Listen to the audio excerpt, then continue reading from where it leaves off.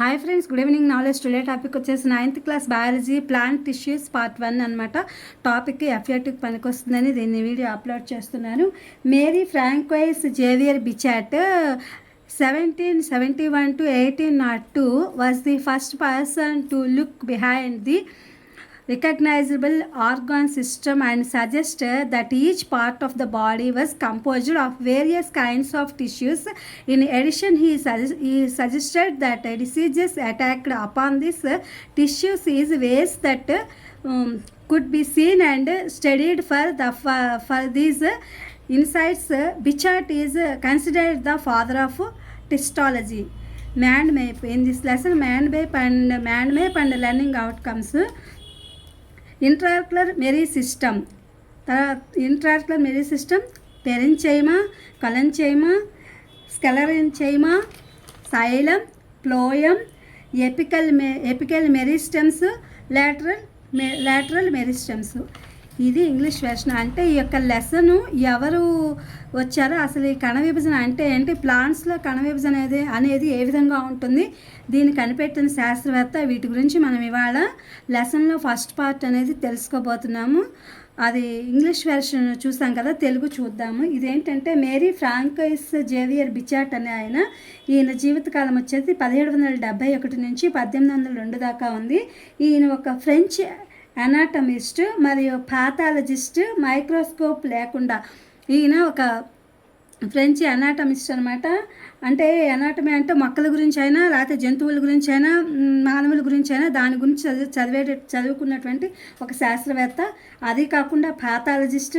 Microscope లేకుండా 21 రకాల ప్రాథమిక కణాలు గుర్తించి శరీరంలోని ప్రతి భాగంలో వివిధ రకాల కణజాలాలతో కూడి ఉంటుందని చెప్పి సూచించాడు.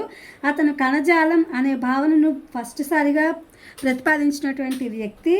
అందుకని చెప్పి ఫస్ట్ సారిగా ఈయన ప్రతిపాదించాడు కాబట్టి ఈయన ఫస్ట్ ప్రతిపాదించిన వ్యక్తిగా పరిగణించబడతాడు. ఈ యొక్క కణజాలాన్ని మరియు ఆధునిక పెస్టాలజీ అంటే కణజాల శాస్త్ర పితామహుడు అని చెప్పి ఈయనకి పేరుంది. ఇది ఈ లెసన్ యొక్క శాస్త్రవేత్త చెప్పిన గురించి మనం చెప్పుకునేటటువంటిది. నెక్స్ట్ వచ్చేసి మ్యాండ్ మేప్ అంటే your learning outcomes in this lesson. ఇదేంటంటే ఇంట్రాక్యులర్ మెరిస్టమ్ అంటే ఇది మొక్కలలో కణజాలం పొడవుగా పెరగడానికి దోహదపడుతుంది. ఈ ఇంట్రాక్యులర్ మెరిస్టమ్ అనేది మొక్కలు పొడవుగా పెరగడానికి ఈ యొక్క కణజాలం అనేది ఉపయోగపడుతుంది. నెక్స్ట్ వచ్చేసి పెరించేమా అంటే ఇది మొక్కలలో ఒక శాశ్వత కణజాలం. పెరించేమా అనేది మొక్కలలో ఒక శాశ్వత కణజాలము. ఇది విభజన చెంది మొక్క యొక్క పునరుత్పత్తి మరియు పెరుగుదలకి సహాయపడుతుంది పెరించేమా. తర్వాత కొలంచేమ ఇదేం చేస్తుంది, మొక్కల అవయవాలకి బలాన్ని, సరళతను ఇస్తుంది. అంటే అది పెరగడానికి సరళత్వాన్ని ఇస్తుంది. అలాగే కణజాల గోడలు మందంగా ఉంటాయి. అది పెరిగే కొద్దీ కణజాల గోడలు మందంగా తయారవుతాయి. ఇది మొక్కల పెరుగుదలకు అనువుగా ఉంటుంది. కొలంచేమ అనేది మొక్కల పెరుగుదలకు అనువుగా ఉంటుంది. తర్వాత స్కెర్లంచేమ. ఈ స్కెర్లంచేమ అనేది ఏంటంటే మొక్కల శరీరానికి మద్దతునిచ్చే ఒక రకమైనటువంటి సాధారణ శాశ్వత కణజాలం అన్నమాట.